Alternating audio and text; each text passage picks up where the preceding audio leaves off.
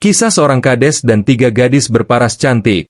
Di kaki Gunung Salak, sebuah desa kecil bernama Cisaruni menyimpan cerita yang tak akan dilupakan oleh warganya. Adalah Aditya Ramdan, kepala desa termuda yang pernah dimiliki desa itu, baru berusia 33 tahun saat dilantik, dengan wajah teduh, tubuh tegap, dan gaya bicara yang sopan tapi berkarisma. Pak Aditya, atau Kang Adi, seperti warga memanggilnya, dikenal tak hanya sebagai pemimpin yang bersih, tapi juga sebagai sosok yang dekat dengan generasi muda. Ia menciptakan program desa digital, rumah baca untuk perempuan, dan membangun koneksi internet gratis untuk pelajar. Semua itu membuat namanya harum sampai tingkat kabupaten. Namun, di balik suksesnya program dan pencitraannya yang nyaris sempurna, tersimpan satu cerita menarik tentang 3 remaja cantik yang hidupnya berubah karena pria ini. Bagian 2, mereka yang terpilih.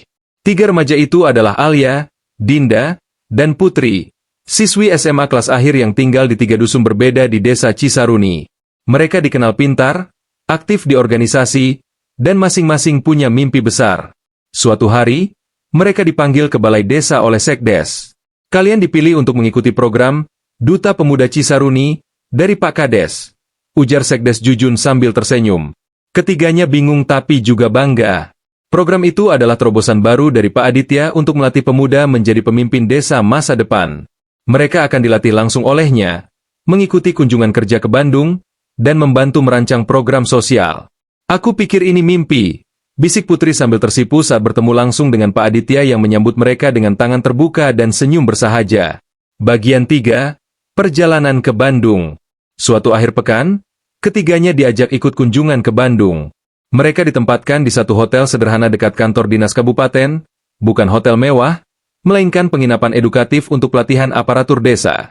Di sana mereka bukan hanya mendengar seminar, tapi juga berdiskusi langsung dengan beberapa akademisi, aktivis, dan pelaku usaha muda. Ketiganya sangat terkesan. Malam hari di penginapan, Kang Adi mengajak mereka berdiskusi di ruang terbuka rooftop hotel. Ia berbagi kisahnya, bagaimana dulu ia juga remaja desa miskin, harus berjalan kaki belasan kilometer demi sekolah, lalu diterima kuliah di IPB lewat jalur beasiswa. Aku ingin kalian lebih dari aku, ucapnya sambil menatap langit Bandung yang dingin dan terang. Ketiga gadis itu tersentuh. Sejak malam itu, kekaguman mereka pada sang kades berubah menjadi tekad untuk sungguh-sungguh membangun desa. Bagian 4, cemburu dan fitnah. Namun tidak semua pihak senang melihat kedekatan mereka. Beberapa karang taruna desa yang iri mulai menyebarkan isu.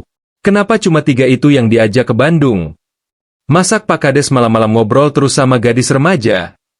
Pasti ada sesuatu. Isu mulai berkembang liar. Apalagi ketika seseorang menyebar foto Kang Adi dan 3 gadis itu sedang berdiri di lobi hotel, yang sengaja diambil dari sudut seolah menunjukkan mereka check-in bersama. Warga mulai berspekulasi. Bahkan media lokal sempat membuat berita provokatif dengan judul Kades Muda Cisaruni diduga dekat dengan 3 siswi SMA. Bagian 5, klarifikasi dan kejujuran. Pak Aditya tidak menghindar. Ia menggelar forum warga terbuka di balai desa. Saya tahu banyak yang bertanya. Maka saya hadirkan langsung orang-orang yang kalian bicarakan. Alia, Dinda, dan Putri naik ke panggung. Dengan mata berkaca-kaca, mereka berbicara jujur tentang pelatihan, tentang mimpi mereka, dan bagaimana Kang Adi menjadi sosok yang menyemangati mereka, bukan merusak mereka. Kami belajar tentang integritas dari Pak Kades. Kami ingin menjadi pemimpin juga suatu hari nanti, ucap Alia sambil memegang mikrofon dengan tangan gemetar.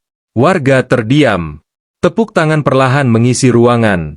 Bagian 6, kemenangan tanpa seragam. Skandal yang gagal ini malah membuat popularitas Pak Aditya naik.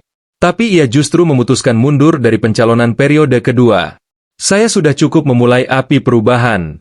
Sekarang biarlah yang muda melanjutkan, ucapnya. 3 tahun kemudian, Dinda menjadi pengurus koperasi wanita desa, Alia diterima kuliah di Universitas Pendidikan Indonesia, dan Putri menjadi relawan literasi keliling desa.